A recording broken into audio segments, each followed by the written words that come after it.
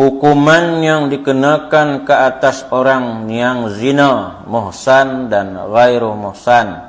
Jadi semua dah faham, muhsan orang yang pernah berkahwin, pernah bernikah. Manakala ghairu muhsan ialah anak teruna, anak dara yang belum pernah bernikah.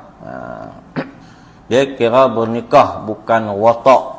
Dalam mazhab kita Syafi'i, dia bernikah, ada akad. Ada akad nikah, serah terima. Pernikahan tu. Itu dianggap. Perkara 17-1, seseorang yang melakukan zina muhsan, sama ada lelaki atau perempuan, wajib dikenakan ke atas mereka hukuman had rejam, iaitu dibaling dengan batu yang sederhana besarnya hingga mati, sebagaimana yang dinyatakan dalam perkara 15-2. Dah bahas dah hari itu sikit. Dengan batu yang sederhana besarnya dihukum rejam, dilempar kepada yang berkenaan, sama ada lelaki ataupun perempuan yang mana mereka itu muhsan, melakukan perzinaan yang haram. Walaupun perempuan tu nantinya salah seorang dia ghairu muhsan, tapi yang muhsan dikenakan hukuman rejam, manakala yang ghairu muhsan dikenakan hukuman sebat. Itu ada kaedah ada nanti. Kurungan 2, seseorang yang melakukan zina ghairu muhsan, sama ada lelaki atau perempuan, wajib dikenakan ke atas mereka hukuman sebat 100 kali sebat dan buang negeri selama setahun, sebagaimana dinyatakan dalam perkara 15-3. Dah bincang dah hari itu sikit. Jadi yang hukuman rejam mestilah direjam sampai mati. Disebut sampai mati. Jadi sebelum nak rejam, sebab tu sebelum nak rejam, sebelum nak sebat, dia ada doktor yang akan memeriksa dulu. Periksa apa? Periksa kesihatan yang berkenaan, yang dijatuhkan hukuman. Yang dijatuhkan hukuman. Ataupun yang nak dikenakan hukuman rejam tu, contoh. Ini sambil-sambil sambil-sambil. Sebab nanti dia adakan keterangan yang lain nanti, sambil-sambil. Kalau dia mengandung ataupun hamil bagi perempuan yang muhsan ataupun ghairu muhsan, mengandung daripada perzinaan tersebut, maka perempuan tersebut hendaklah melahirkan anaknya terlebih dahulu. Dia kena lahirkan anaknya terlebih dahulu. Dah lahir anaknya nyata dan jelas, anaknya hidup, maka hendaklah anaknya itu disusukan terlebih dahulu. Sampailah anaknya itu boleh pegang makanan dan makan sendiri, barulah hukuman had, sama ada rejam, terutamanya rejam lah, barulah dikuat kuasakan ke atas perempuan yang muhsan tersebut, sampai anak dia boleh pegang makanan dan makan sendiri, barulah boleh dihukum. Bukan tangkap-tangkap dan nyata dia jelas terus dihukum, tak juga. Ada Islam, ada kaedah dia. Hukumannya dikenakan ke atas orang yang zina muhsan dan ghairu muhsan, sebagaimana yang disebutkan dalam ceraian 1-1 dan 2 adalah berdalilkan nas-nas yang berikut. Pertama, hadis Rasulullah sallallahu alaihi wasallam yang diriwayatkan daripada Ibnu Abbas, katanya, khatiba Umaru faqala inna Allah ta'ala ba'asa Muhammadan sallallahu alaihi wasallam bal haqqi wa anzala alaihi alkitab fakana fima anzala alaihi ayatul rajm faqara'naha wa wa'aynaha wa rajama Rasulullah sallallahu alaihi wasallam wa rajamna wa inni khashitu in tala az-zamanu ay yaqula qailu ma najidur rajma fi kitabillahi ta'ala fayadilluna bitarki faridatin anzalaha Allah ta'ala farrajmu haqqu ala man zana minar rijali wan nisa'i idza kana muhsanan idza qamatil bayyinatu aw kana hamlun aw i'tarifun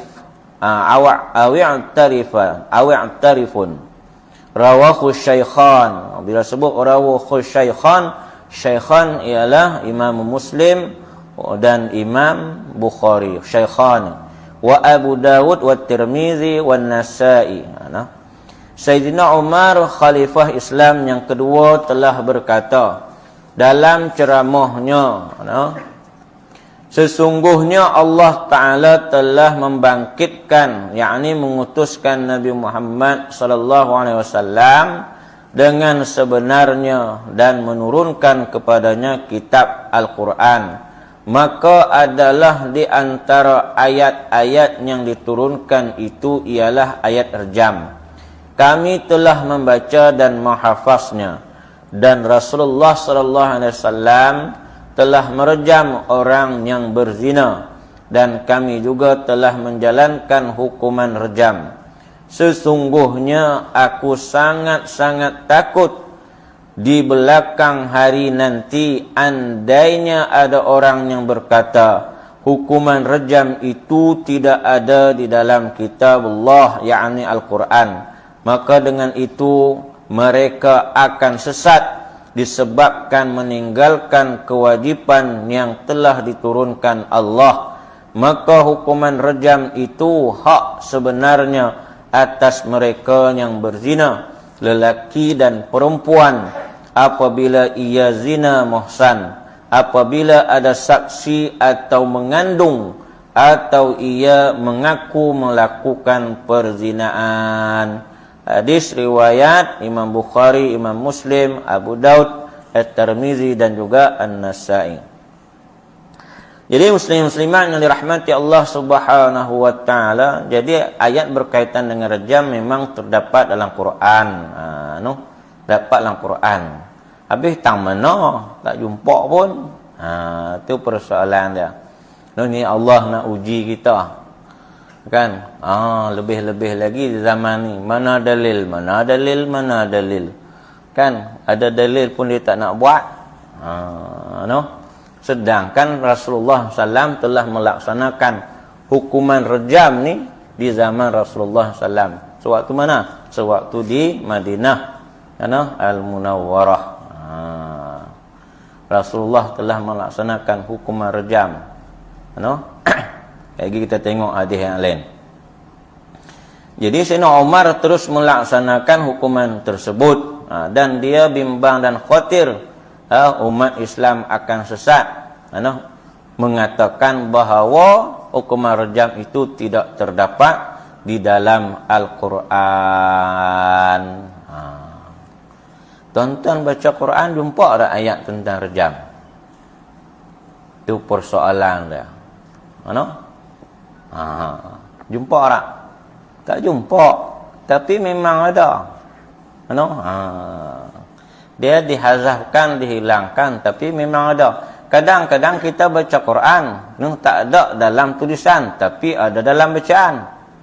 Kalau belajar ilmu tajwid pun, kan? Belajar ilmu tajwid, kan? Dia sampai satu tahap, kalau kita mengaji ilmu tajwid ni, lagi dalam, dia ada dalam bacaan, tapi tak ada dalam tulisan. Yang nun kecil tu, baris bawah, tak ada dalam tulisan, tapi kena ada dalam bacaan. Tu nun kecil, tapi tak ada dalam tulisan. Itu nak habaq tu. Hikmah Allah bagi jadi Quran macam tu. Tapi sekiranya kita menganggap tak ada, tapi Rasulullah laksana hukuman rejam. Sunnahnya. Sunnahnya Rasulullah melaksanakan hukuman rejam. Nanti orang yang ngajak taksir tanya, taksir tu. Ustaz yang ngajak taksir tu, guru yang taksir. Ada ayat tentang hukuman rejam. Nanti dia buat keluar lah yang tu. Hadis Rasulullah SAW yang diriwayatkan daripada Abi Hurairah katanya, ata rajulur Rasulullah sallallahu alaihi wasallam wa huwa fil masjidi fanadahu faqala ya Rasulullah inni zanaitu fa'arada anhu hatta raddada alaihi arba'a marrat falamma syahida ala nafsihi arba'a syahadatin da'ahu Nabi sallallahu alaihi wasallam faqala abika jununun qala la qala fahal ahsanta faqala na'am faqala Nabi sallallahu alaihi wasallam idhabu bihi farjumuhu rawahu Muslim. Seorang lelaki namanya Ma'is Al-Aslami. Yang ini terkenallah sejarah kisah tentang Ma'is Al-Aslami. Datang menghadap Rasulullah SAW yang sedang berada di masjid. Maka ia memanggil baginda lalu berkata, ini kata orang beriman. Wahai Rasulullah, sesungguhnya aku telah berzina. Dia jumpa Rasulullah, dia kata, ya Rasulullah, aku dah berzina. Ini zaman Nabi.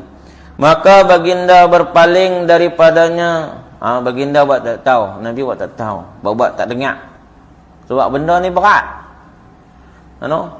Nabi buat tak tahu. Daripadanya sehingga lelaki itu mengulangi pengakuannya sebanyak 4 kali, sampai 4 kali. Dia mengaku, ya Rasulullah, aku dah zina. Rasulullah buat tak tahu, buat tak heran. Sebab bila ada pengakuan tu, sekali lagi nak jatuh hukum. Nak jatuh hukum. Sebanyak 4 kali. Kemudian apabila lelaki tadi membawa 4 orang saksi ke atas dirinya, bawa pula 4 orang saksi, maka Rasulullah SAW memanggilnya lalu bertanya, adakah engkau gila? Hang gila tak? Hang gila kan nak ngaku zina ni? Makna kata, bila sebut zina dia pula muhsan, makna kata hukuman dia apa? Direjam sampai mati. Dia gila ke dia ni? Lelaki itu menjawab, aku tidak gila. La, aku tidak gila. Rasulullah SAW bertanya lagi, adakah engkau muhsan? Lelaki tadi menjawab, ya, aku muhsan. Yakni pernah menikah. Lalu Rasulullah SAW bersabda, pergilah kamu semua dengannya dan rejamlah dia. Rejamlah dia. Mati tak dia ni? Ma'is Al-Aslami ni mati tak dia? Ada sejarah lagi ni. Kisah dia panjang lagi. Sebab dia dan lari. Tapi diligan, bahasa kita ligan lah. Dia kejar sambil ligan tu, sambil lempak batu. Akhir dia mati juga. Hak yang tu yang Rasulullah marah. Ada sejarah dia tu. Rasulullah marah pasal apa? Ligan dia. Kan? Hadis Rasulullah SAW yang diriwayatkan daripada Ubadah bin As-Samit dari Nabi SAW sabdanya, khuzu anni qad ja'alallahu lahunna sabilan al-bikru bil bikri jildu mi'atin wa nafyu sanatin wassaybu bis-saybi jaldu mi'atin warrajmu rawahu Muslim wa Abu Daud. Ambillah oleh kamu peraturan daripadaku. Ambillah oleh kamu peraturan daripadaku. Yang ini daripada Rasulullah SAW. Sesungguhnya Allah Ta'ala memberikan jalan untuk mereka. Perawan dan jejaka. Perawan maksudnya anak dara, ataupun yang belum pernah berkahwin. Dan jejaka, yang ni teruna, yang melakukan perzinaan, hukumannya disebat sebanyak 100 kali sebat dan dibuang negeri selama setahun. Dan janda sama janda, makna kata janda dan duda yang berzina, hukumannya disebat sebanyak 100 kali sebat dan direjam. Lain pula, kena sebat lagi 100 kali sebat dan direjam. Hadis riwayat Muslim dan Abu Daud. Mana banyak hadis.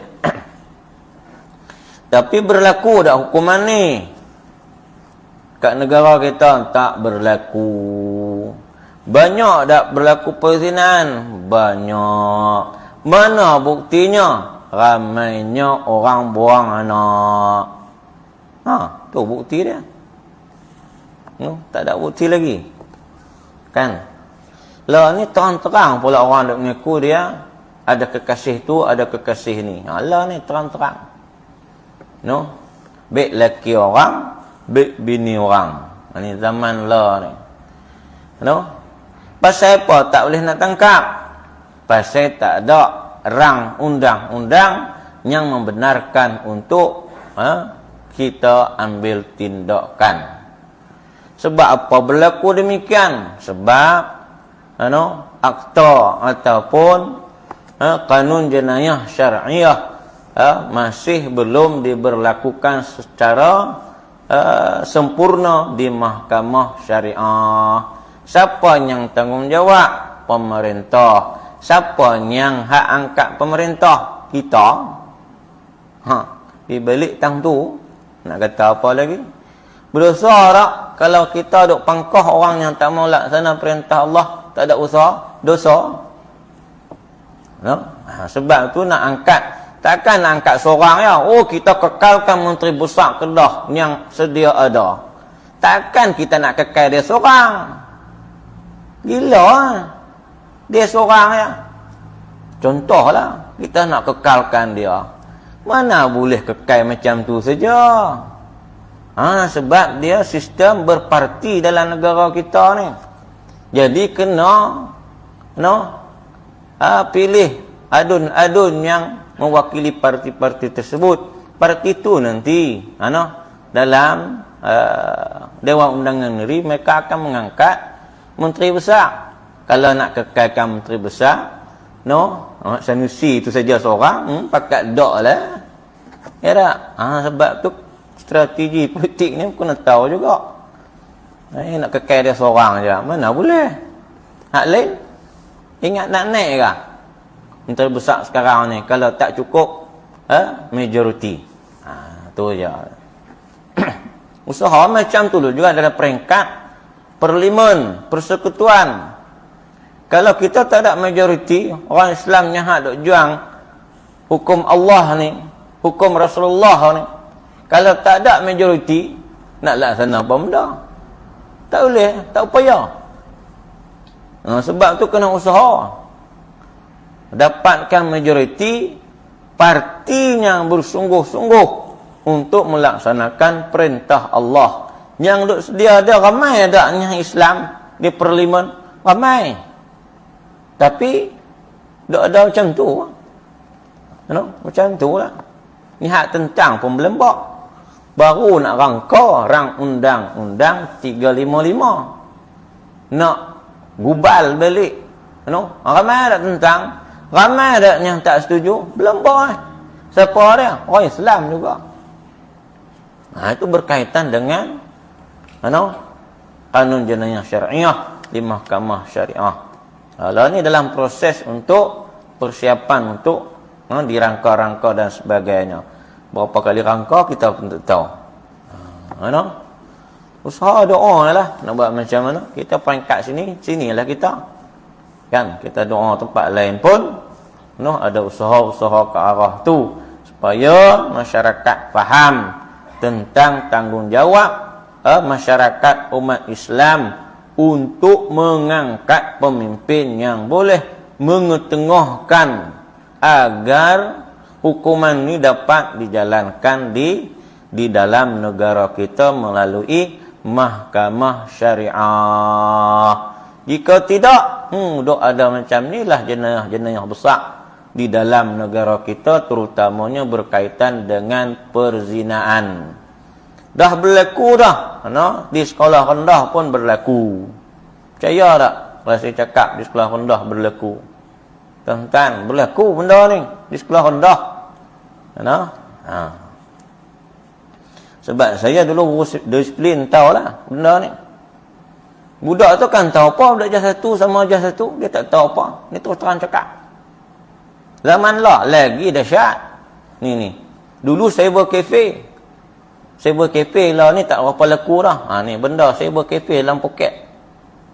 Budak-budak duk tengok. Dia main game, kadang-kadang timbul main iklan.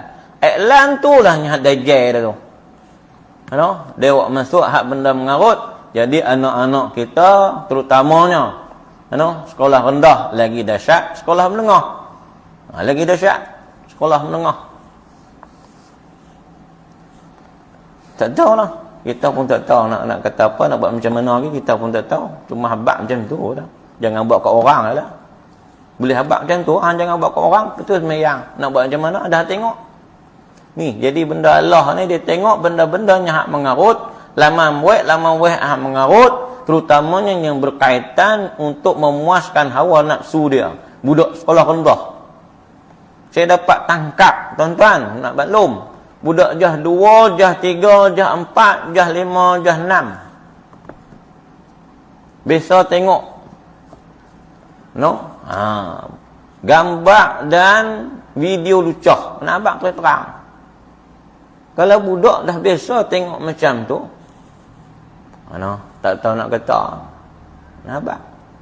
Kita kata sini tak apa lagi tak. Kawasan kampung. Kampung tak kampung. Ni benda duduk dalam poket. Law ni. Sebab tu anak-anak malas nak mengaji, nak belajar.